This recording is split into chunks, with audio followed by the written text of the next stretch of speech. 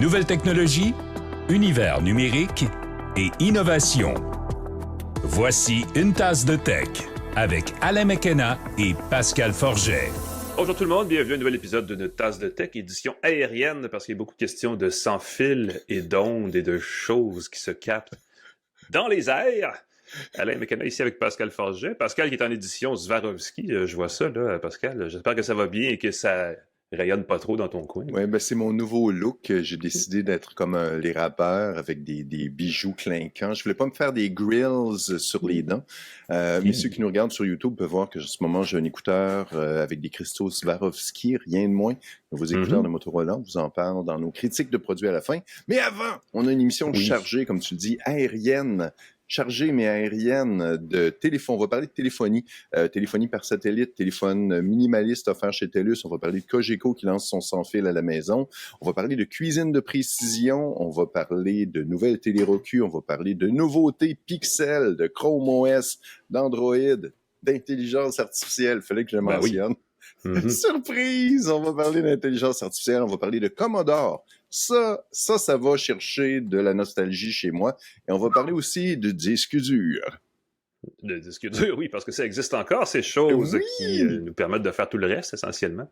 C'est important de le rappeler, effectivement. On salue nos partenaires qui nous permettent de faire cette balado dans le confort de, tu sais, l'électricité, la climatisation, les lumières, l'Internet, la nourriture, la pyramide de Maslow de base, là, n'est-ce pas? Plan Hub et TELUS. Plan Hub qui peut vous aider si vous planifiez des vacances qui ne cessent de ne pas arriver. Là, j'ai hâte aux miennes, d'ailleurs.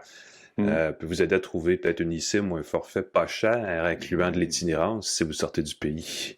Écoute, effectivement.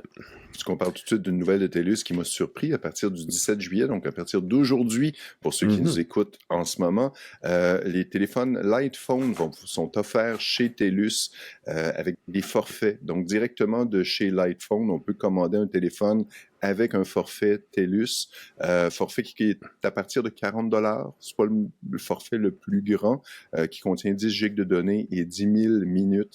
Avant, tu avais illimité de données et d'appels. Dans ces 10 000 minutes, il faudrait que tu parles longtemps pour avoir 10 minutes. Est-ce que c'est parce qu'il y a des gens qui abusent? Pourquoi? C'est ce qu'on se demande, en fait. Je suis un peu curieux, mais on peut se procurer les téléphones Light Phone. C'est des téléphones minimalistes. Le Light Phone 3 que j'ai dans la main en ce moment, pour ceux qui nous regardent sur YouTube, je l'aime beaucoup. Ceux qui veulent un téléphone extrêmement minimaliste vont être contents parce qu'on peut pas installer d'application. On peut juste téléphoner. On a une minuterie, on a la possibilité de partager la connexion du téléphone. Donc ça permettrait d'utiliser un téléphone avec plus de possibilités ou une tablette ou un laptop avec la connexion. On a une alarme et c'est pas mal tout. On peut mettre de la musique dedans. Il n'y a pas de service de musique par téléchargement. Ça m'embête beaucoup.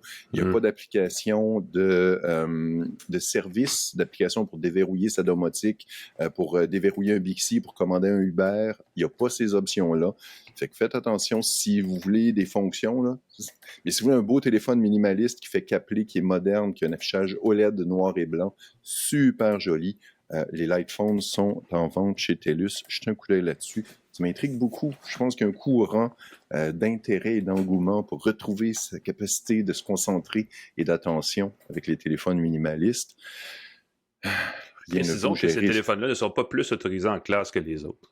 Ben, c'est ça. Donc, on peut pas, parce qu'en même temps, ce serait difficile, puisque tu peux déverrouiller ce téléphone-là. Je considère le faire d'abord. Pas pour être plus distrait par mon téléphone, au contraire, mais juste pour avoir des fonctions de base, parce que j'avoue que le form factor du téléphone Light 3, je l'adore. Il est compact, il y a une petite molette sur le côté qui permet d'ajuster la luminosité du téléphone. Ça pourrait ajuster le volume aussi. Ça permettrait d'écouter des podcasts de façon merveilleuse.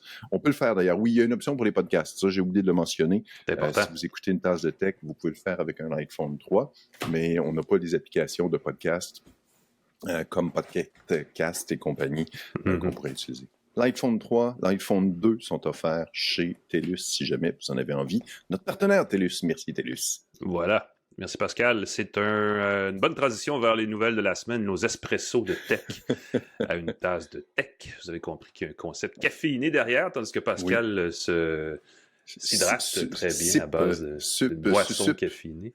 Et on part ça avec une nouvelle qui je présume est une bonne nouvelle, je vais pas le dire comme ça. C'est Roku qui lance ses Roku TV, ses téléviseurs Roku, donc de sa propre marque là, au Canada.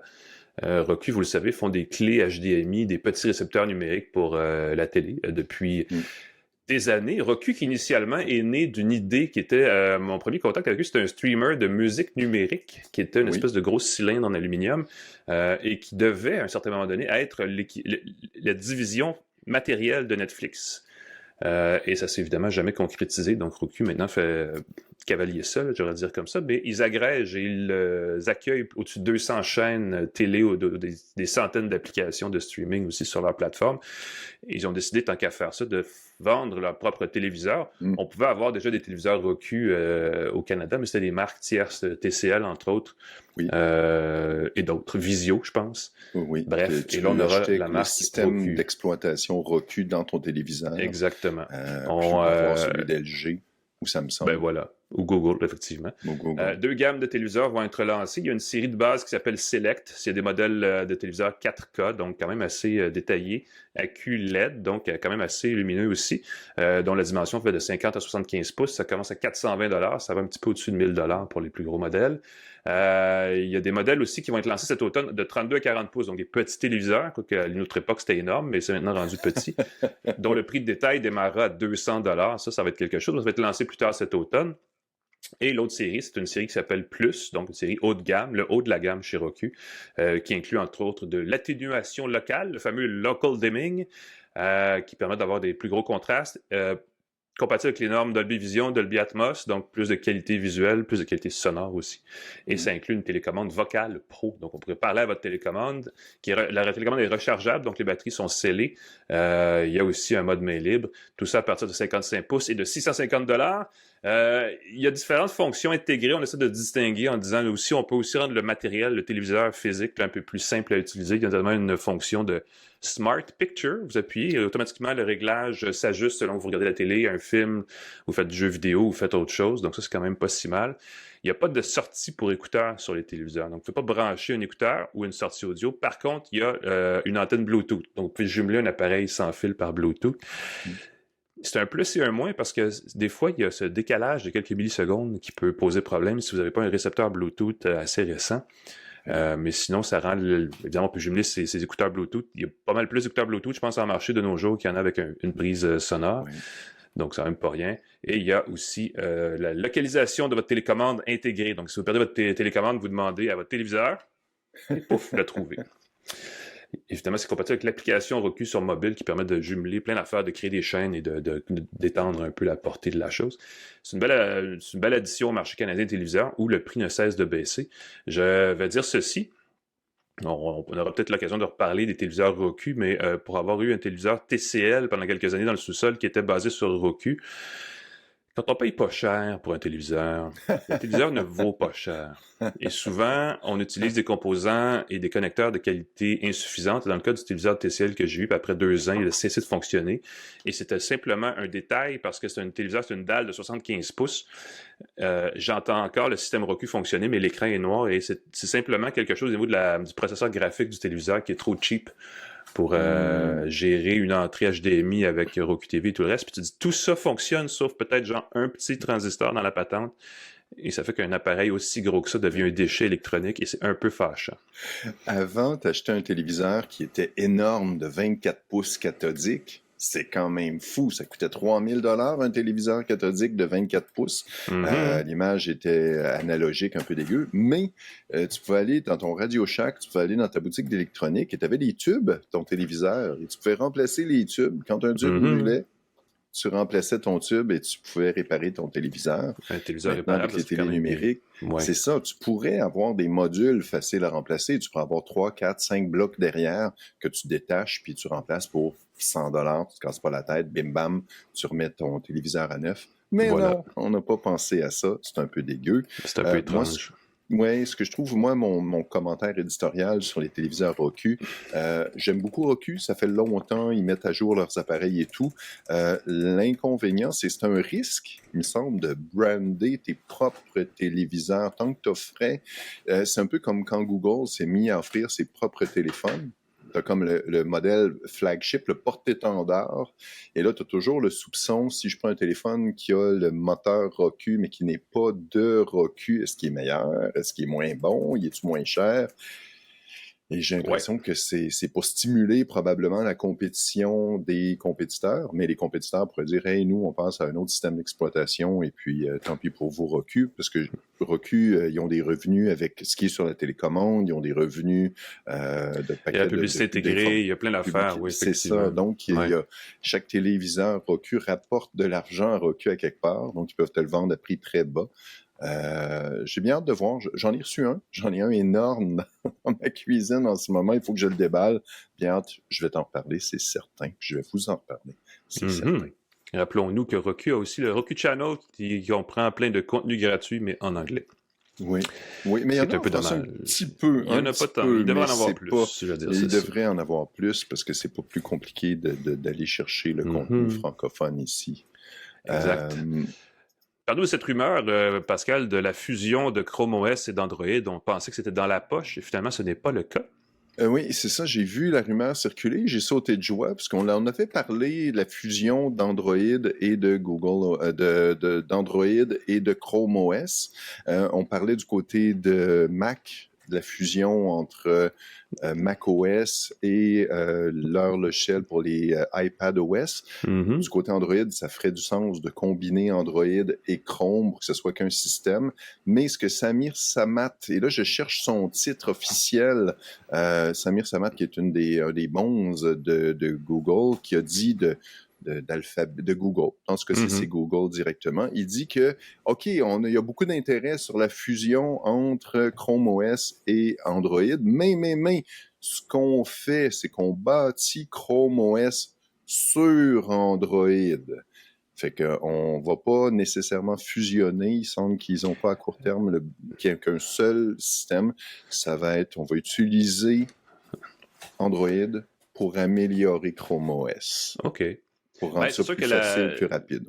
Peu importe comment on l'explique, la ligne se brouille entre les deux systèmes parce qu'on peut, avec Android 16 qui s'en vient, on peut jumeler un clavier, une souris, comme on le fait avec un ordinateur personnel, et un moniteur externe par USB-C, et pouf, on a un ordinateur pratiquement complet avec des fenêtres multi-patentes et tout, là. Donc, clairement, on s'en va vers une expérience. Si elle n'est pas unifiée, certainement elle sera dupliquée ou redondante là, d'un bord et de l'autre. Mais c'est très intéressant de voir comment cette convergence-là, avant c'était l'ordinateur, le téléphone, là maintenant les deux ont des performances presque similaires. Qualcomm propulse maintenant des laptops.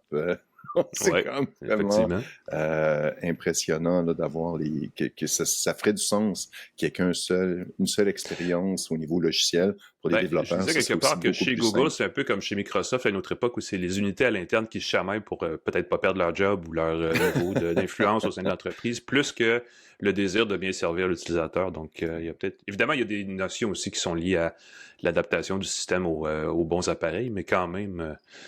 à la fin de la journée, si on a un seul système pour tout, pourquoi pas? Je veux dire, Microsoft peut être capable de le faire avec Windows. Là. On peut le faire avec Android facilement, je suis pas mal certain.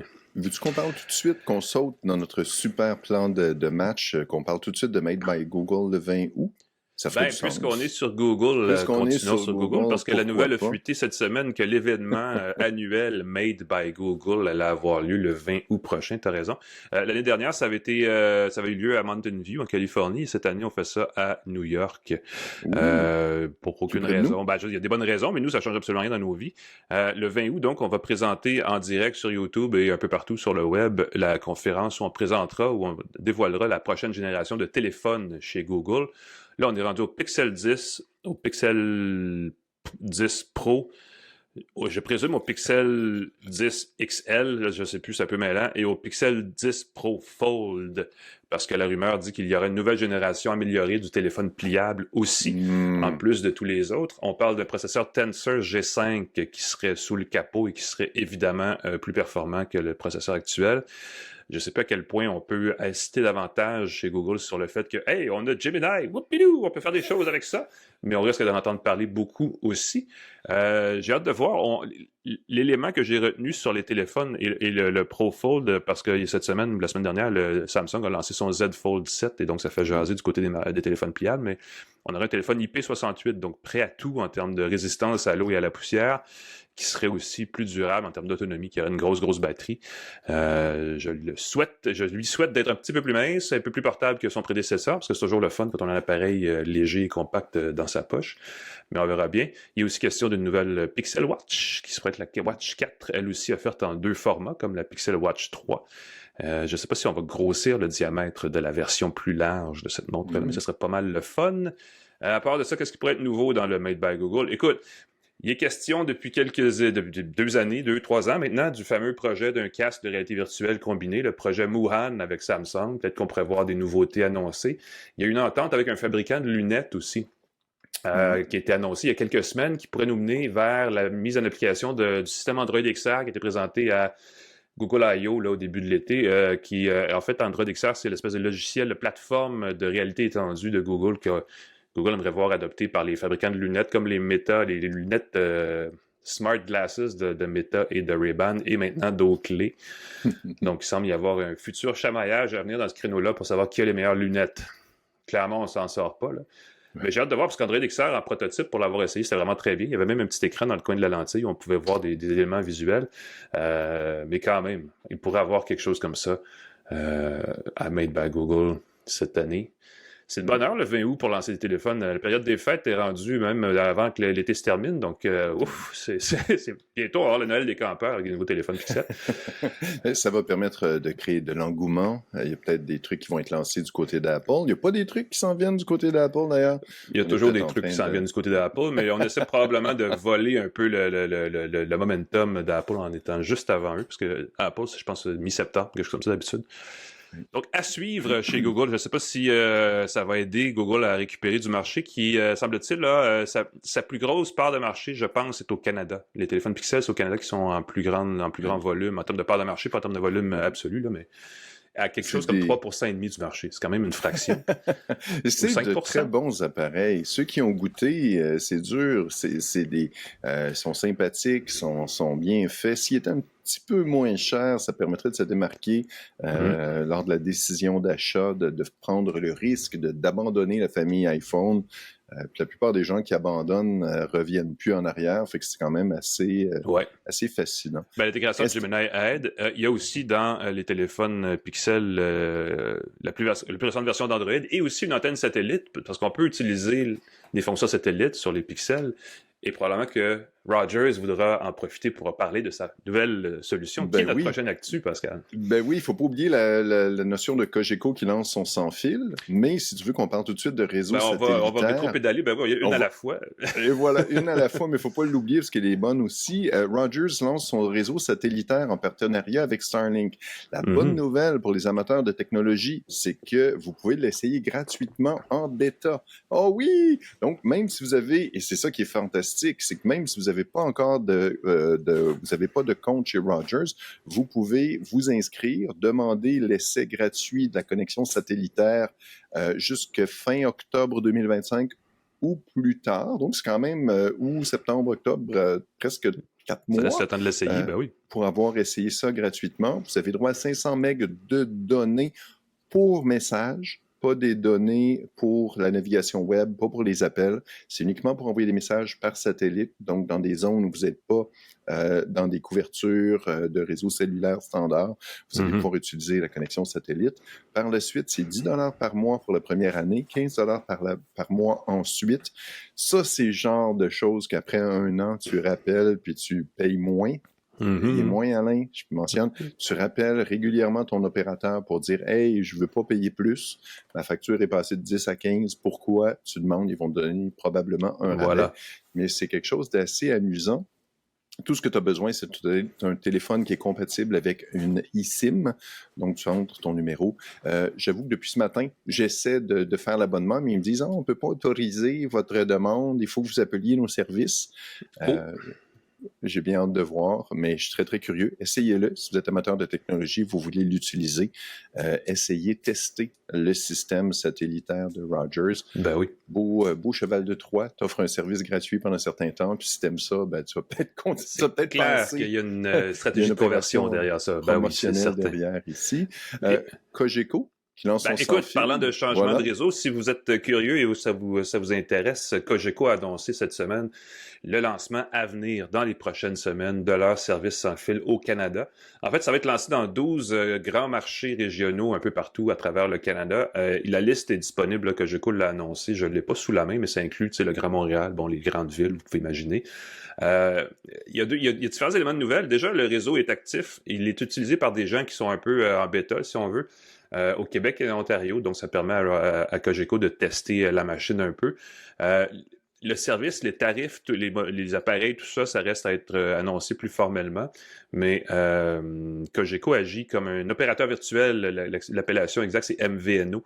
C'est une façon qui a été permise par le CRTC d'emprunter le réseau des grands fournisseurs nationaux pour lancer un réseau national à partir d'infrastructures régionales. Donc c'est ce qui a permis aussi à un moment donné à Vidéotron de devenir un opérateur national. Eux, ils ont éventuellement acquis Freedom Mobile aussi, mais ça permet de l'étendre leur réseau. Mais Cogeco donc devient le 4e, 5e, 6e, 5e joueur, peut-être national, si on met les 3 premiers, Vidéotron. Donc c'est intéressant de voir. Écoute, c'est pas un succès garanti. Des gens se demandent si c'est trop peu, trop tard pour Cogeco. Faudra voir. Ça dépend de la stratégie de mise en marché. Ça dépend d'un paquet d'affaires. Cogeco l'a toujours présenté comme un geste, pas nécessairement d'acquisition de marché, mais d'offres bonifiées à leurs clients actuels. Oui. Qui sont en train de migrer quand on regarde les chiffres, parce que ça a été annoncé ça durant la publication des résultats trimestriels de Cogeco, et ce qu'on voit dans les chiffres, c'est que les gens se désabonnent de la télé câblée, se désabonnent de la téléphonie résidentielle, mais s'abonnent massivement à l'Internet, et probablement voudront s'abonner aussi au service sans fil, si tout ça est bundlé, si tout ça est intégré dans une offre conséquente. Donc, j'ai hâte de voir, mais on le dit souvent, et c'est une bonne nouvelle, plus de concurrence égale des meilleurs choix, des meilleurs prix, des meilleures occasions pour les consommateurs. Et là, c'en est une occasion d'élargir l'offre.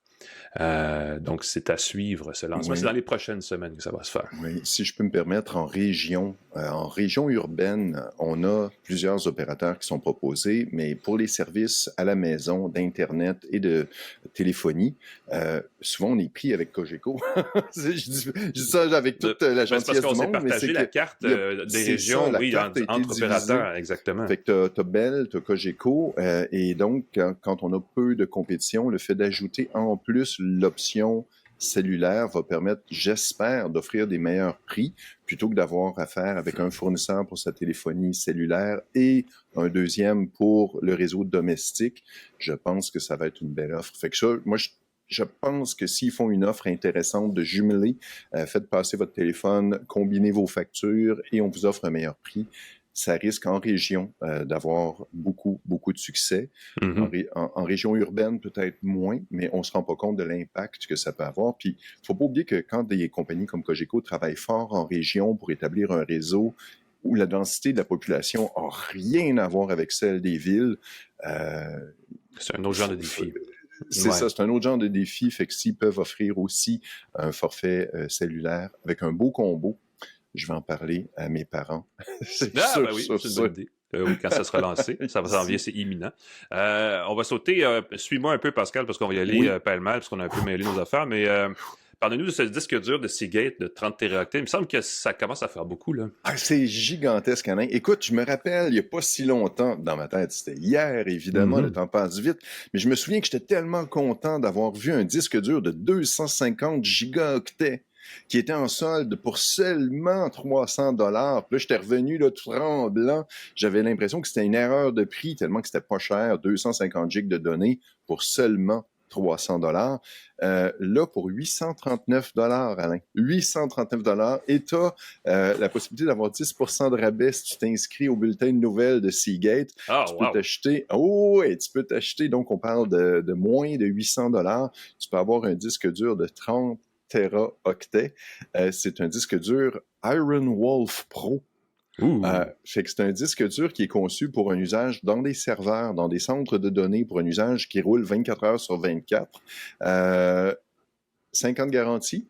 Ça c'est pas mal. Et tu as ça pour seulement 839 37 à prix régulier, 839 Je trouve ça capoté.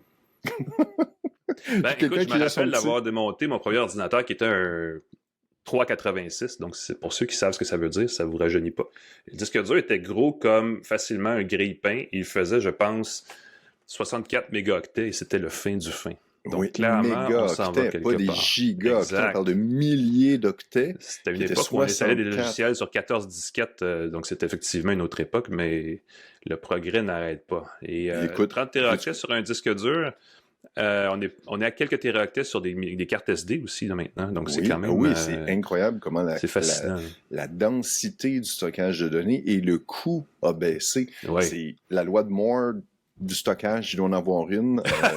Ça me vient pas ici, là, mais bon point. Ceux qui nous suivent, ceux qui sont amateurs de technologie, vous savez de quoi je parle. Écrivez-nous pour me dire c'est quoi la règle de Moore pour le stockage des données. Veux-tu qu'on fasse tout de suite le saut, puisqu'on est dans la confusion et la surprise? On va parler du nouveau Commodore 64. Tu as parlé de 64 mégaoctets de stockage. Le Commodore 64, c'était ça.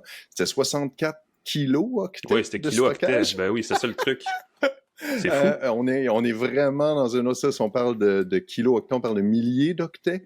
64 000 octets, c'était quand même pas beaucoup. On parle pas de meg ou de gigaoctets. Il y a une nouvelle version du Commodore 64 qui est l'ordinateur que je voulais avoir. C'était le premier ordinateur que je voulais avoir. J'ai acheté une calculatrice programmable à la place. Ça m'a pas procuré la même satisfaction. Moins de jeux, pour les amateurs, là, le Commodore 64, c'est un ordinateur qui se voulait abordable, qui était par Commodore, une compagnie qui faisait des jeux vidéo, qui fonctionnait avec des cartouches, qui fonctionnait avec des datasets. Les datasets, c'était des cassettes audio dans lesquelles tu enregistrais tes programmes. Tu avais un lecteur, et je regardais sur Internet pour valider que c'était bien ça, mais c'était un lecteur de cassettes pas cher, qui valait pas cher, qui était peu fiable. Écoute, ça prenait des minutes de télécharger un programme. C'était vraiment épouvantable. Oui. Aujourd'hui, la version moderne fonctionne avec des cassettes USB. Fait qu'à ce moment-là, le stockage vient d'une clé USB. J'imagine que tu peux travailler avec... tu peux travailler avec le Commodore 64 sans émulation, fait que ça travaille directement sur le processeur. Il fonctionne avec tout ce que tu avais. Si tu ressors tes vieilles datasets, si tu ressors tes vieilles cassettes, ça fonctionne encore. Même ton lecteur de CD, je crois que ça fonctionnait avec un lecteur de disquette, je crois que ça fonctionnait. Moi, j'ai connu les cassettes, mais après ça, je suis passé à d'autres choses, ouais. Je pense qu'il y avait les premiers lecteurs de disquette pour le Commodore 64, je pense que ça existe. Tu peux te le procurer à partir de 410 $ canadiens. Tu as le Founders Edition à 685 $ canadiens. Et là, on dit que ça va être livré en octobre 2025. On dit ça. J'ai des doutes. Mais ce serait pas un produit brandé, ce serait vraiment le retour de la marque Commodore. Je comprends que c'est pas quelqu'un qui a mis une étiquette Commodore sur quelque chose, c'est vraiment le retour, le grand retour de Commodore. Ouais. C'est un système qui était très innovateur, ça permettait d'apprendre à programmer en BASIC. C'est ça la clé, c'est qu'il fallait programmer ses propres trucs si on voulait que ça fonctionne. Et c'était un petit peu avant l'Internet aussi, donc c'était pas facile de trouver les codes, les programmes à faire soi-même. Il fallait se faire travailler la caboche. C'est drôle parce qu'il y a aussi Sega qui a annoncé cette semaine l'ouverture d'une boutique à Tokyo, ils veulent se relancer là, eux aussi. Puis t'es comme, mais pourquoi? Est-ce qu'on a besoin de vivre ce moment rétro à fond à ce point-là? Je sais pas. Oui, c'est quand même intriguant pour ceux qui ont trippé. Pour les adultes qui ont plus d'argent que de jugement, c'est pas fin. Ou les trop grands nostalgiques, ceux qui sont encore en train de faire la file ou qui rêvent d'un nouveau Star Wars. Bon point, il y en a. Commodore 64, c'est sûr que ça suscite beaucoup de nostalgie. Voilà. Et donc, et les enfants aussi, je pense que s'il y a un buzz sur les réseaux sociaux, TikTok et compagnie, tu peux programmer tes choses, puis là, ils arrivent, ils sont super déçus parce que les autres, ils vont jouer à des jeux rétro, mais ils se rendent pas compte qu'il n'y a pas 25 niveaux, puis t'as pas des heures de rejouabilité, là, t'as comme ton petit carré, puis t'as ton petit Pac-Man qui tourne, puis... Ça a beaucoup changé. Puis ton bonhomme, il meurt. Ton jeu, ton bonhomme, il meurt, c'est ça. T'as pas de sauvegarde, t'as pas de... Ben là, ça a beaucoup changé. C'est quoi? Mais après ça, c'est quoi? C'est juste ça. Ah ouais? Ils sont un peu déçus après avoir payé ça. Fait que nouveau Commodore 64, dites-nous ce que vous en pensez. Je rigole. Voilà. On en reparlera cet automne, peut-être. Ça me titille, j'aimerais ça. Je suis tenté. Ça fait longtemps, Pascal, qu'on n'a pas parlé d'intelligence artificielle, alors allons-y tout Hey, de go. tabarnouche, ça fait longtemps. Hein? Depuis le temps que ça existe, cette affaire-là. Je suis tombé sur une étude d'un centre de recherche sans but lucratif qui s'appelle Meter Evars. Avant, j'ai oublié le nom. Ils ont changé de nom, là, donc c'est peut-être un peu mêlant, mais c'est un centre de recherche qui fait des tests contrôlés, donc des vraies études basées sur des calculs, des environnements, disons, scientifiques. Là, donc, c'est pas de la tarte. C'est pas juste un sondage sur Internet auprès de leurs fans. Là, c'est vraiment évalué, basé sur des gens qui font ce qu'ils font pour vrai. Ils se sont demandé, est-ce que l'intelligence artificielle, dans un contexte de programmation informatique, fait sauver du temps tel que c'est promis? Parce qu'on le sait, une des qualités souvent citées des IA génératives, c'est leur capacité à coder à notre place. Oui. Genre, hey Gemini ou hey ChatGPT ou hey Copilot, j'ai du code, ça marche pas, répare-le. Et là, pouf, comme par magie, ça le fait. Oui. Et là, ils ont demandé des programmeurs, est-ce que vous sauvez du temps quand vous utilisez l'IA? Ben, premièrement, évidemment, ils ont demandé aux gens s'ils l'utilisaient. Les gens qui ont dit non, on dit, bon, on vous réserve pour autre chose. Mais ceux qui ont dit oui, ils ont dit, combien de temps vous pensez sauver en utilisant l'outil? Et la plupart des gens ont dit, la réponse d'économie de temps moyenne était de 20%. Donc, les gens qui programment, qui utilisent l'IA se disent, je sauve une journée par semaine grâce à ça. Ensuite, ce que Metaverse a fait, c'est qu'ils ont évalué une semaine de travail de ces programmeurs-là pour voir justement s'ils travaillaient plus ou moins. Et ce qu'ils ont découvert, c'est que les programmeurs qui utilisent l'IA prennent 19% plus de temps à accomplir leur boulot en moyenne. Donc, il y a vraiment, en fait, c'est le phénomène inverse. C'est plutôt que sauver 20%, ils en passent 19% de plus à bidouiller ou à travailler. Ils passent beaucoup de moins de temps à coder, donc à faire la job centrale de leur job. Mais ils passent beaucoup de temps à chercher la bonne commande pour que l'IA sache quoi faire. Donc, le fameux prompt engineering, là, il va falloir le traduire comme il faut, cette expression-là, mais cette fonction où tu demandes à l'IA, avec une commande extrêmement complexe, de faire la job qui finalement est à peu près aussi complexe. Et ensuite, il passe beaucoup de temps à attendre après le résultat, parce que l'IA, pour livrer une bonne patente, doit réfléchir, entre guillemets, il doit comme livrer un format qui ensuite s'utilise bien, et passe évidemment beaucoup de temps ensuite à réviser la réponse, qui peut aussi prendre du temps. Donc, tout ça mis ensemble, on perd du temps, on perd 19% de temps de plus qu'on le pense. C'est quand même pas rien. Alain, j'ai un messager qui sonne à ma porte. Bon, ben écoute, on va couper ça là, on va prendre une petite pause, puis on va revenir avec la suite à Une tasse de tech. De retour à Une tasse de tech avec Alain McKenna et Pascal Forget. Nous revoilà Une tasse de tech. Pascal est allé répondre à sa fameuse porte. Surprise! Je m'attends à ce que tu aies reçu des lingots d'or là, pour que ce soit à ce niveau-là d'urgence. Pour t'avoir interrompu de façon aussi cavalière, j'espère que c'est ça. C'est le genre de produit que il faut signer pour recevoir. Et là, ils vont sonner à ta porte jusqu'à temps que tu... Qu'est-ce que tu ouvres la fenêtre, tu lances une savate. C'est ça, j'étais pas là hier, et puis j'aurais bien pu déverrouiller ma porte connectée, mais j'aurais pas pu, il aurait fallu que je signe. Fait que ça aurait été un peu bizarre de signer pendant que je te parle. Signer à distance, ouais. Ici. Bon Alors, point. désolé de cette interruption, la joie de travailler à la maison et la joie de recevoir des choses à la maison.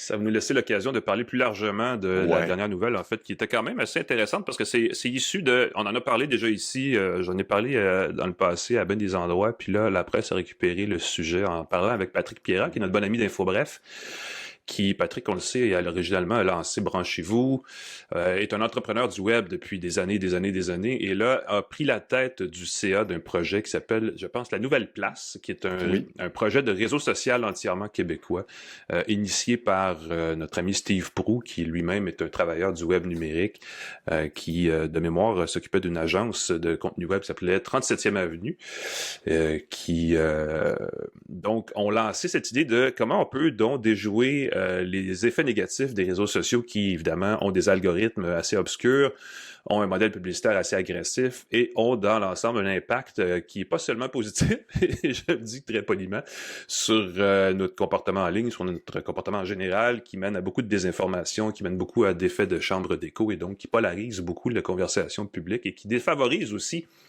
l'accès à des médias d'information où les gens sont payés pour faire une bonne job. Donc, ils sont pas nécessairement intérêt de vous compter des bobards. Bref, conversation là-dessus dans la presse, sondage auprès des lecteurs de la presse, et au-dessus de 7000 personnes ont répondu à la question « Qu'est-ce que vous pensez d'un réseau social québécois? » Et les résultats du sondage sont quand même assez intéressants. 40% des gens qui ont répondu se disent prêts à remplacer leurs réseaux sociaux actuels. Il y a 21% des gens qui se disent prêts à essayer sans nécessairement remplacer, donc à l'ajouter à leurs réseaux sociaux actuels. Un autre 13% se dit sceptique mais intéressé. Donc, est-ce que ça va marcher? On n'est pas sûr, on verra bien, mais on serait quand même curieux de participer à l'aventure. Il y a 8% seulement qui se disent sceptiques et pas intéressés par l'idée d'un réseau social qui serait québécois, mais pas seulement québécois, mais qui serait aussi plus communautaire, en fait. Et il y a un 17% qui se dit non membre d'un réseau social et un autre 2% qui n'a pas d'opinion. Je ne sais pas pourquoi ce 2%-là a répondu à un sondage sur lequel on avait juste à y aller puis à répondre. Mais bon, bref, c'est clairement pas moi qui je réponds au sondage, mais j'ai pas d'opinion. J'ai pas le goût de répondre, mais je vais y aller quand même. Fait en tout cas, ils font ce qu'ils veulent. Mais globalement, évidemment, ce sondage qui n'a pas de prétention scientifique, là, il n'y a pas d'écart type, il n'y a pas de représentativité qui a été intégrée. Là, c'est quand même un sondage auprès d'internautes. Il y a au-dessus de, 3 personnes sur 4 qui participeraient à l'aventure d'un réseau social québécois.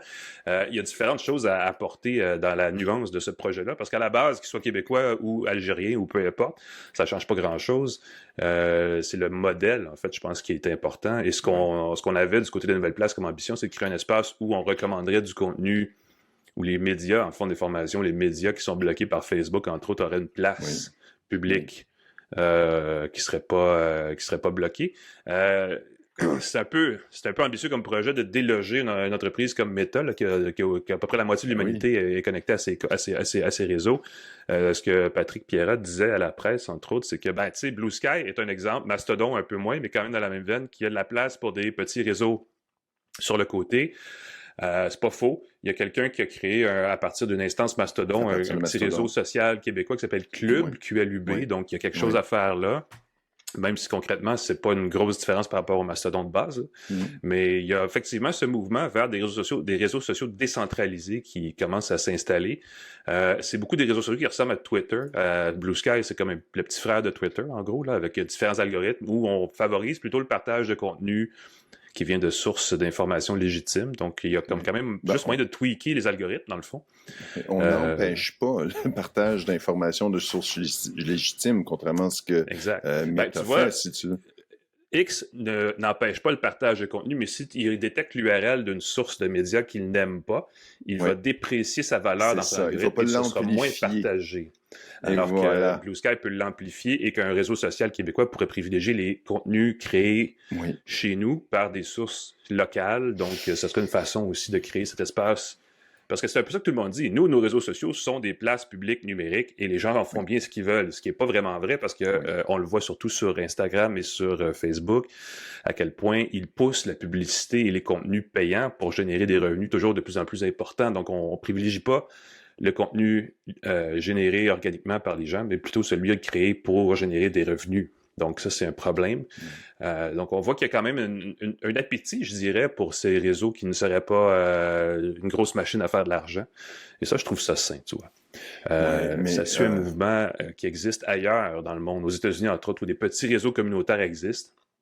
Et j'ai hâte de voir si ça va voir le jour et si ça va effectivement avoir le succès d'estime au minimum là, qu'on voit dans le sondage à la presse. Écoute, moi, je suis très curieux de ce que j'aurais répondu au sondage, mais j'avoue que je suis un peu sceptique. Je suis du côté sceptique. Parce que je trouve que l'idée d'avoir tes données souveraines au Québec, un réseau social souverain québécois, j'aime l'idée. On a nos données au Québec. Sauf que j'ai un malaise avec le côté vertueux de ça. Personne n'est contre la vertu. On va faire un truc qui va faire la promotion de bonnes nouvelles et tout, mais qui va décider de la vertu? Qui va décider de qu'est-ce qui est bon à transmettre, qu'est-ce qui est pas bon à transmettre, quelle opinion vaut la peine de le faire? Là, j'ai un malaise avec ça. Je comprends que, on va y aller avec des informations factuelles, on va les mettre de l'avant et tout, mais à un moment donné, quand on tombe dans l'opinion, quelle opinion va-t-on mettre de l'avant? Est-ce qu'on va mettre de l'avant Richard Martineau, l'éditorialiste du Devoir? Est-ce qu'on va dire que tout ce qui vient d'un côté comme de l'autre est bon ou pas bon? Ça, j'ai de la misère avec ça. J'ai aussi de la difficulté avec le côté communautaire. Autant que... Pas parce que j'aime pas l'idée d'avoir une discussion communautaire. C'est très important d'avoir son micro puis son macro, d'avoir une perspective du monde et tout. Généralement, quand je vais sur les réseaux sociaux, j'aime avoir l'impression de connecter avec le monde. pas avec ma cour arrière. Tu sais. Si je veux parler avec mes Ouais. voisins, je leur parle, je lis les journaux locaux. Ça, c'est toujours un truc que les gens se rendent pas compte que arrêtez de regarder vos fils de nouvelles, consultez directement le site des médias qui vous intéressent, les médias locaux, allez au site de la presse, allez sur le site du Devoir, allez sur le site du Journal de Montréal, allez sur Radio-Canada, vous encouragez directement, vous avez à la source les nouvelles, pas celles qui sont filtrées et rediffusées, amplifiées par les médias sociaux, ne serait-ce que parce qu'une nouvelle fait plus réagir que d'autres, c'est ça qui va être partagé sur les réseaux sociaux, on n'aime pas ça. Fait que je suis un peu déchiré sur l'utilité.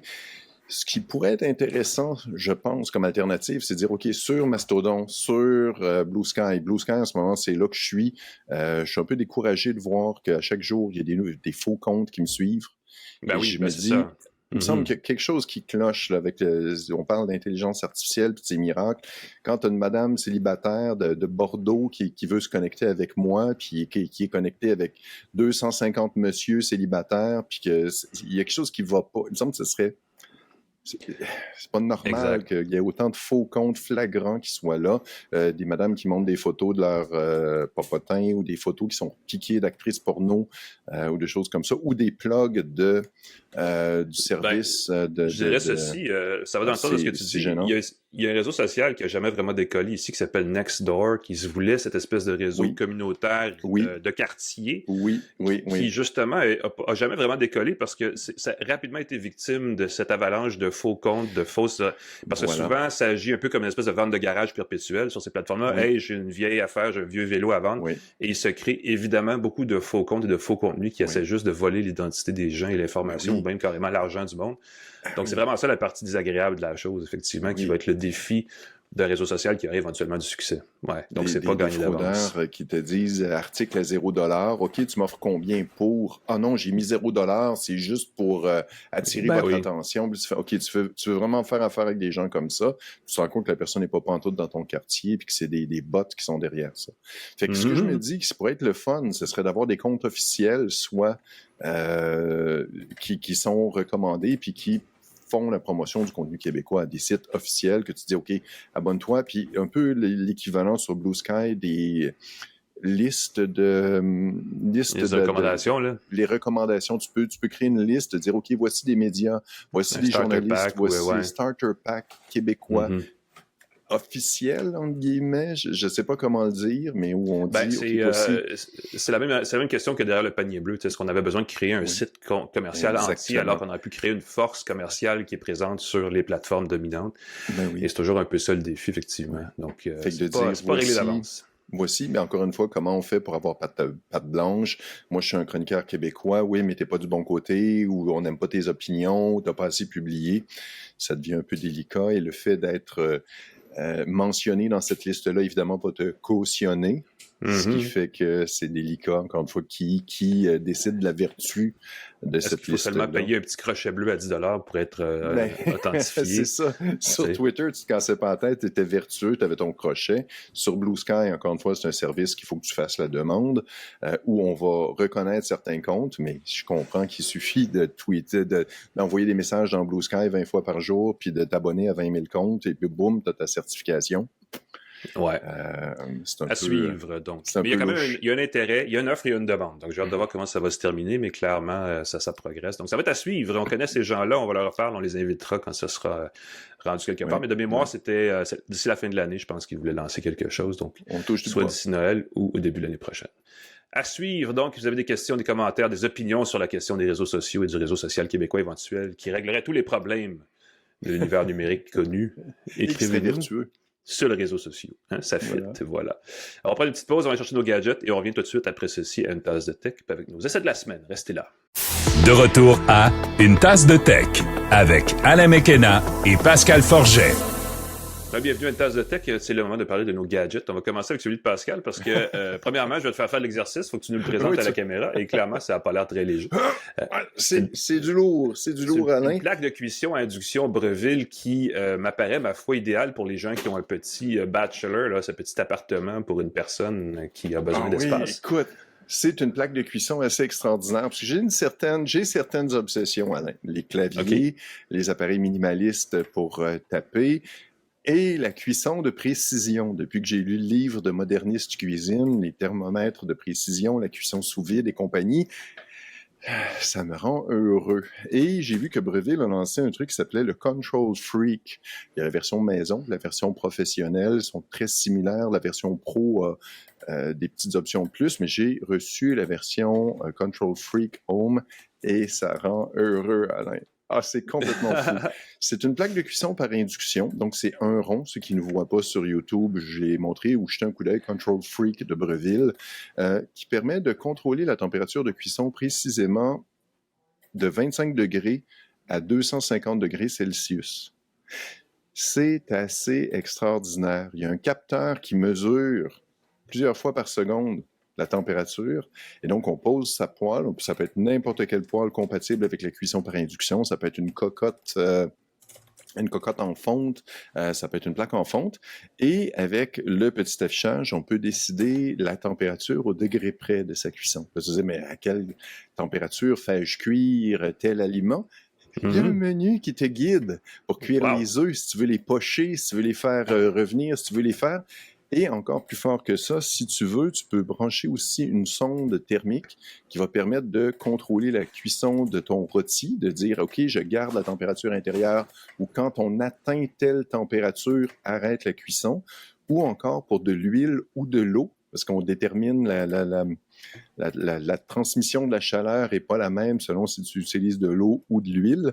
Tu peux ajuster au degré près la température de ton huile ou de ton eau. Fait que quand tu ajoutes des ingrédients dans ta friture, par exemple, pour faire de la friture, la température de l'huile baisse. Ben oui. Et là, ça remonte rapidement la température à la température idéale, puis ça t'indique au degré près la température de cuisson. Alain, c'est complètement abusif. Et pour 99,5% des gens, c'est une patente qui... Mais purée que c'est le fun. Et quand je parle de purée, j'ai fait des patates frites avec. Et tu vas dire, des patates frites, c'est facile. Je jette une friteuse à 100$ et je me fais des frites extraordinaires. Avec ça, tu contrôles au degré près la température de cuisson. Tu fais ta première cuisson à... Je crois que c'est 150 Celsius, quelque chose comme ça. Ta deuxième à 190. J'ai mangé les meilleures frites de ma vie. Tu sais, de la cuisson de restaurant à la maison, c'est possible. C'est vraiment impressionnant. Cette expérience, on s'est fait des arancini. Purée! Tu bouffes ça, c'est comme... Pourquoi je paie 5$ l'arancini pour manger ça au restaurant quand je peux les faire à la maison, des boules de riz frites? C'est extraordinaire. Puis tu peux ajuster vraiment au degré près. Tu as une minuterie qui est aussi ajustée. Fait que tu peux indiquer à seconde près temps de cuisson pour une cuisson constante d'un truc à l'autre.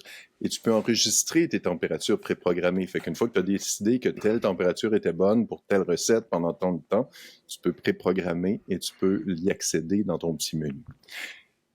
Complètement abusif, Alain. Mais c'est un outil qui est solide. C'est pas une petite plaque à induction légère, là. C'est vraiment massif. T'as un ventilateur dedans. C'est fait pour un usage intense, là. C'est fait pour un usage pour un chef qui fait beaucoup de cuisine. Super le fun, t'amènes ça au chalet, t'amènes ça pour faire de la cuisson à l'extérieur, par exemple, tu te branches. On suggère de ne pas le brancher sur des extensions, par exemple. Ça, c'est peut-être oui, parce que ça vient chaud vite, ça doit tirer du jus. C'est ça, ça tire beaucoup de jus, mais c'est vraiment, vraiment trippant. Il y a un mode qui est le fun, tu as l'écran tactile qui permet de contrôler la température et tout. Si tu as des corps gras qui tombent dessus, tu peux verrouiller l'écran, tu peux nettoyer ton écran, tu peux redéverrouiller avec un glissement du doigt. Vraiment, vraiment le fun. Quand je dis que c'est quelque chose qui va réjouir seulement une petite partie de la population, c'est 1500$. C'est le prix d'un four entier. Un petit frein à l'entrée, là. Oui. Ouais. C'est le prix d'un four entier. Évidemment, c'est un produit Breville. C'est bien fait, je vous l'assure. Là, c'est quand je l'ai reçu, je pensais que ça allait être... J'ai vraiment fait « Oh, c'est massif comme objet ». Mais sérieusement, je m'en vais passer des vacances et je compte l'amener avec moi, là. Parce que je veux faire de la popote de précision à ce point-là. Tu veux faire des soupes, tu veux pas que ça déborde, tu veux que ta température soit contrôlée, même quand T'as pas besoin d'ajuster le feu, ça le fait pour toi. Et ça, c'est très, très, très rassurant. Là. Si tu fais réduire des sauces, par exemple. Juste pour des trucs, écoute, j'ai demandé à ChatGPT qu'est-ce qu'on peut faire avec des températures de précision. Tout ce qui est dessert, bonbons, friture, double friture, poché, ça demande des températures assez précises. Fondu au chocolat, tu peux faire fondre ton chocolat exactement à 50 degrés. Ça reste à cette température-là, ça cramera pas, ça sera pas trop haut, pas trop bas. Même si ta quantité de chocolat baisse, ça va garder la température. Très, très, très cool comme outil. C'est vraiment là, le Control Freak de Breville, c'est un gros coup de cœur. Ça me donne envie de prendre du poids. Ce que j'ai le goût de faire de la cuisine plus souvent, y compris sérieusement les meilleures frites. T'achètes la plaque, t'achètes des souliers parce que tu vas courir après. C'est ça. C'est ça. Mais je te dis, les frites, là, j'ai vraiment eu un choc parce qu'on a fait j'ai voulu faire des frites double cuisson. Et vraiment, là, les frites étaient extrêmement molles, mais elles croustillaient à l'extérieur. C'est une expérience qui est vraiment... vraiment fantastique. Là. Des vrais patates frites. Là, quand tu donnes ça à tes invités, puis qu'ils font rien, ils ont juste les yeux comme « wow », puis ils en reprennent une autre « wow ». Tu fais comme toujours bon à la maison. Fait que si tu avais envie de cuisiner comme au restaurant à la maison, ça se rentabilise assez vite. Écoute, le nom le dit, le Breville Control Freak. C'est quand Control même pas Freak. rien. Si vous avez besoin de contrôle et vous êtes freak, c'est pour vous. Je vais changer de registre un peu parce que et de catégorie de budget aussi parce que j'ai reçu, parce qu'on en reçoit tout le temps, des écouteurs Bluetooth, n'est-ce pas? Et puisque j'en ai reçu 2, j'ai dit je vais les comparer parce que ça servait les deux un peu dans chacun dans sa direction. Il y a évidemment tout un mouvement. On le sait, les écouteurs Bluetooth, tout le monde veut rivaliser avec les AirPods. C'est toujours ça l'objectif, c'est de dire Apple a créé un marché, ou pas l'a pas créé, mais l'a vraiment comme élargi, disons.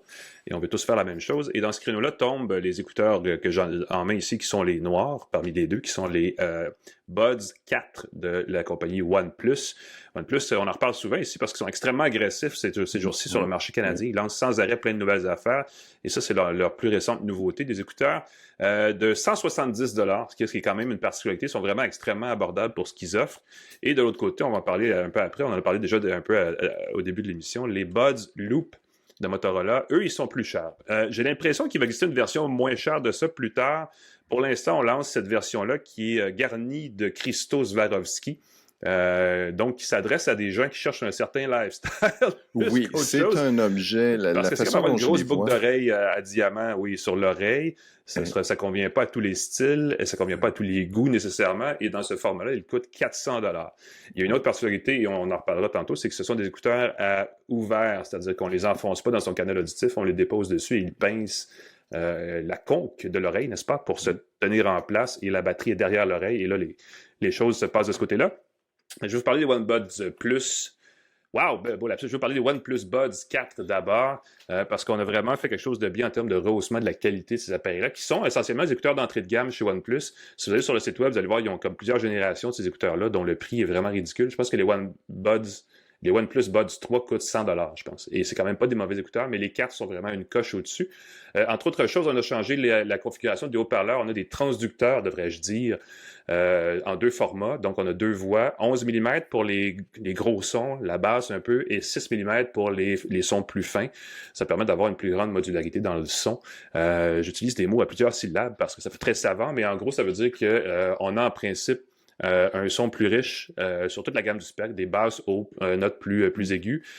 C'est vrai, je peux pas dire que je suis tombé en bas de ma chaise autant que quand j'ai essayé la version pro des OnePlus Buds 3, qui, elle, avait vraiment une coche au-dessus. Ça avait été designé, d'ailleurs, la version Pro était créée en collaboration avec Dynaudio, qui est très forte dans les haut-parleurs et dans le son en général. Donc, peut-être qu'on aurait pu ici fine-tuner ça un peu plus, mais pour des écouteurs au prix qui sont vendus, évidemment, il a fallu faire des concessions. Le son est très clair. Si vous n'aimez pas nécessairement la musique avec des grosses basses, ces écouteurs-là sont excellents. Ils font la job. On peut les paramétrer. On peut paramétrer on peut personnaliser l'égalisateur sonore selon la façon dont on les porte. Donc, si même c'est pas super bien isolé en termes d'insonorisation passive, ben, on peut ajuster dans l'application sans se casser la tête pour trouver le son optimal. Il y a une annulation, une suppression active du bruit intégré qui est quand même assez efficace. ça bat pas, évidemment, les AirPods Pro, qui sont peut-être la référence en termes d'annulation de bruit dans le marché. Dans les catégories des petits écouteurs, je sais que Sony fait une excellente annulation dans les gros casques, puis il y a comme plein de débats sur qui fait le mieux, mais dans les petits écouteurs, celle-là est correcte, mais disons que c'est pas l'élément le plus déterminant. 11 heures d'autonomie dans le mode le plus... le moins exigeant possible, disons ça comme ça, ce qui est extrêmement long pour des petits écouteurs comme ceux-là. Attendez-vous à 4 heures vraiment si vous mettez l'annulation, si vous mettez le volume assez fort, et ainsi de suite. Évidemment, il ne faut pas mettre le volume trop fort parce que c'est pas bon non plus pour les tympans, mais vous voyez ce que je veux dire. La particularité de ces écouteurs-là, c'est qu'ils sont prêts pour de la musique envoyée par Bluetooth selon le protocole LHDC 5.0, qui est la plus récente version de la haute qualité sonore envoyée par Bluetooth. On n'est pas encore dans le sans compression, mais on est dans la haute résolution. Donc, on a vraiment un niveau de qualité sonore qui est extrêmement élevé, qui est en théorie supérieur à celui du disque compact, là, qui est toujours l'espèce de son de référence. Donc, je vous laisse voir à partir de là si vous faites la différence ou pas. Mais quand on a une bonne source sonore de musique de qualité, c'est le fun d'avoir au moins toute la chaîne dans le fait qui est compatible avec cette musique-là, comme ça on sait qu'on ne perd pas, ça se dégrade pas et qu'on peut avoir un bon son. Je les ai trouvés un peu légers du côté des basses, du côté des graves, donc c'est pas les écouteurs que moi je porterai au quotidien. Mais si vous avez, parce que souvent ce que OnePlus fait, comme Google le fait, comme bien d'autres le font, c'est que si vous achetez un téléphone, ils vous donnent les écouteurs. Oui. Et dans la combinaison téléphone-écouteur, la combinaison OnePlus est une des bonnes combinaisons qu'on peut acheter au Canada en ce moment. Donc c'est peut-être quelque chose à considérer si vous changez tout votre écosystème mobile, disons ça comme ça. Ça, c'était les Buds 4 de OnePlus. De l'autre côté, on va parler des Buds Loop, qui sont à l'autre bout du spectre. Hein. Eux, ils misent vraiment sur deux choses complètement différentes. Et malgré tout, ils ont quand même une bonne qualité sonore, mais le style, c'est flagrant parce que il y a une version de ça en noir qui va être plus discrète, plus axée sur l'utilisabilité, pour utiliser un mot qu'on n'utilise pas souvent. Alors que là, ici, on est allé avec le style. Clairement, on vise une clientèle urbain débranché, n'est-ce pas, qui aime beaucoup le clinquant, parce que là, c'est effectivement un bijou. Ça se porte sur l'oreille comme une grosse boucle d'oreille. Il y a des cristaux signés Swarovski. Attendez-vous pas des diamants, là, c'est juste brillant. La couleur de l'appareil est beige. Swarovski, il y a des fans, là. Il y a des fans. Il y a des gens, je reviens chez Burks, il y a des gens qui achetaient les collections Swarovski, les articles Swarovski, puis les bijoux Swarovski. Et le composant sonore est fait par Bose. Donc, il y a vraiment Swarovski à un bout, puis Bose à l'autre pour dire, regardez comment on peut faire quelque chose de qualité avec 3 marques. Le format de ça, c'est une espèce, comme une pince avec 2 boules. Puis la pince, elle tient l'objet en place. Une des petites boules, c'est effectivement le haut-parleur qu'on place devant le canal auditif. Donc, ça reste quand même ouvert. Il n'y a pas d'insonorisation passive, exactement. Et derrière, on loge probablement la batterie, mais aussi la commande tactile, qui est un bouton, qui n'est pas une surface affleurante, qui n'est pas un truc... c'est vraiment un bouton physique. Donc, ça, c'est un gros plus parce qu'on évite d'interagir sans le vouloir, disons que l'appareil. Ça tient bien en place. J'ai couru avec. Je trouve qu'ils tiennent très bien en place. Le son est étonnamment fort et bon. J'ai beaucoup aimé la basse. Le truc, c'est que comme on ne l'enfonce pas dans le canal auditif de l'utilisateur, on peut tricher sur la dimension de l'appareil. Et ce qu'on a fait chez probablement Bose, mais Motorola certainement, c'est qu'on a utilisé un haut-parleur, un transducteur, n'est-ce pas, de 12,4 mm, ce qui, dans ce créneau d'appareil-là, est extrêmement gros. Généralement, on se tient à 10 à 11 mm et ça fait une petite différence sur la qualité sonore, surtout au niveau des graves, parce qu'on peut générer des graves pas mal plus riches. Et la différence entre les OnePlus et les Motorola sur l'écoute de chansons qui ont beaucoup de graves, du vieux rock progressif, par exemple, est assez facile à entendre. Surtout qu'on peut paramétrer les Buds Loop avec l'application mobile aussi, qui permet de justement aller chercher l'espèce de légalisateur qui fait votre affaire le plus. J'ai bien aimé l'expérience. Évidemment, j'irais pour l'option des écouteurs en noir, parce que les petits brillants, les petits cristaux ne sont pas nécessairement mon style, mais la qualité sonore n'est pas mauvaise non plus. J'ai pas essayé la fonction main libre, mais pour avoir parlé avec Gemini dedans, je me l'ai avec mon téléphone, le son, c'est sûr que si vous ne parlez pas au téléphone, ça fonctionne. Au niveau de la discussion avec quelqu'un à l'autre bout, j'ai l'impression qu'on va quand même entendre le bruit de fond quand même assez fort. Ce ne sont pas des écouteurs conçus exprès pour avoir cette conversation-là au téléphone, mais on dit qu'on a quand même travaillé sur les algorithmes. Donc ça, il va falloir l'essayer à part. En installant l'application sur un téléphone Android de Motorola, tu as les améliorations d'intelligence artificielle pour les conversations téléphoniques. L'autre option que j'ai découvert qui m'a beaucoup fait rire, je les ai beaucoup aimé, là, les Buds Loop de Motorola. Un truc qui est le fun, c'est que tu peux appuyer 2 fois sur le boîtier de tes loops avec les loops dedans et ça sert d'enregistreur numérique. Fait que tu as dans ton téléphone Motorola Perplexity, le bloc-notes Perplexity qui s'ajoute. Mhm. Ça transcrit ce que tu dis. Alors, dès que tu as un flash, tu as une idée, tu peux appuyer 2 fois sur le boîtier enregistré. Je dis en mettant dans le boîtier, que j'ai compris que c'était comme ça que ça fonctionnait. Il faudrait que je l'essaie avec... Est-ce qu'on peut appuyer 2 fois? Il y a sûrement une option qui permet de démarrer le bloc-notes Perplexity. Mais en ce moment, je me bats un peu avec les différentes intelligences artificielles. Parce que tu as des questions à Gemini, tu as des questions à Perplexity, tu as Copilot, tu as Moto AI, puis là, tu es tout... tout le monde est un peu... veut avoir sa propre solution avec son propre nom dessus. Mais Perplexity, c'est un des bons systèmes, cela dit, pour la recherche, pour des résumés, de la synthèse de gros contenus. Donc, tu as bien raison, il va falloir l'essayer. Mais cela dit, pour ça, cette application-là, la commande vocale fonctionne bien. Pour la téléphonie, pour l'appel de la conversation avec un humain, là, à l'autre bout, j'ai pas essayé. Je sais pas si c'est aussi... Faudrait qu'on s'appelle. Faudra l'essayer, effectivement, après ceci. Exactement. Pour ceux-là, 8 heures d'autonomie maximale, là, si vous voulez porter de plein de façons, avec l'étui, et je vais le dire pour les OnePlus aussi, 33 heures avec l'étui sur les écouteurs Motorola. Les OnePlus, c'est 4 fois de la recharge. Donc, si vous avez 11 heures, vous avez 44 heures d'autonomie maximale. C'est quand même pas mal. Les deux sont à l'épreuve de la pluie, de la sueur, de la poussière, si vous les utilisez pour courir, entre autres, si vous les échappez par terre, normalement, ils devraient résister. Le bug avec les Buds Loop, c'est qu'ils sont $400. Oui, C'est pas exactement donné. J'allais dire, c'est pas un cadeau, mais en même temps, à ce prix-là, c'est vraiment, si vous voulez faire un cadeau à quelqu'un, c'est pas mal ça qui peut être... et probablement qu'on paye pour le nom Swarovski, on paye pour le nom Bose. Et j'imagine que s'ils font une version Buds Loop Mini sans les brands, ils vont coûter $160 ou $200 seulement. Donc, il y a peut-être possibilité, si vous n'êtes pas pressé, d'attendre et de voir ce qui est possible de ce côté-là. Mais Motorola font beaucoup de liquidation de leurs produits, souvent. Donc... des bons produits de milieu de gamme qui, quand ils sont en spécial, valent la peine parce qu'ils sont pas chers. Cool. C'est sûr que si vous achetez ça et le Razer pliable à design similaire avec finition en bois, le Ultra, vous avez un super kit, dernier cri, là, bon pour vous durer longtemps. Et si vous l'achetez en spécial, vous payez un prix conséquent qui est quand même pas mal tentant. Si vous voulez économiser un petit peu, il y a les Anker C30i, la marque Soundcore, qui sont aussi ouverts comme les Buds Loop, $70, souvent en promotion. Voilà, les écouteurs pas chers, ça existe, effectivement. Ouais, si vous voulez essayer des écouteurs ouverts qui se clipent sur la conque de l'oreille, l'ouverture de l'oreille, le pavillon de l'oreille, je crois que c'est le pavillon. Le pavillon, ouais, on va pouvoir clipper ça et c'est $70. Moi, j'aime beaucoup aussi. Puis, ce qui est le fun de ces écouteurs-là, c'est qu'ils se partagent bien. Et ça, c'est nono. On peut prendre un écouteur, le donner à quelqu'un d'autre, puis écouter avec son chum, sa blonde, l'être aimé de la musique. Chacun avec un écouteur dans une oreille, versus des écouteurs qu'on doit glisser dans l'oreille, qui là, à ce moment-là, moins hygiénique. Ça lisse plus facilement, ouais. C'est ça. Mériter le conductif aussi. Tu n'as pas nécessairement la même taille. Fait que si tu as besoin de petits embouts, de gros embouts, avec ça, tu peux le prêter à quelqu'un qui le clip sur son oreille, tu écoutes un podcast main dans la main. C'est une expérience que je te souhaite, Alain, que je vous souhaite d'écouter tous. Des podcasts en couple. Ou avec un ami, ou avec un enfant, ou peu importe. Avec un proche, avec quelqu'un qui vous tient... Quelqu'un qui vous est cher. Qui vous tient la main, clairement. Ben oui, exactement. Voilà. Merci Pascal. Qui vous tienne la main sans contrainte. Disons ça, rajoutons ça, on est en 2025, il ne faut pas prendre de chance.